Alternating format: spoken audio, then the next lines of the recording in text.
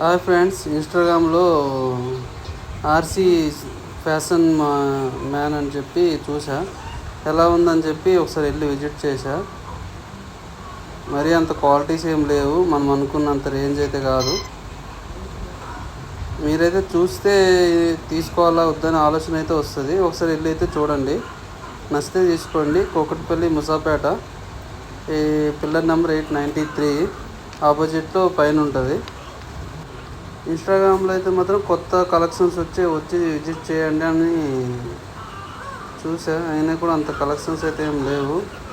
భయ్య కొద్దిగా కొత్త కలెక్షన్స్ వచ్చాక అప్డేట్ ముందే ఏమని చెప్తే బెటర్.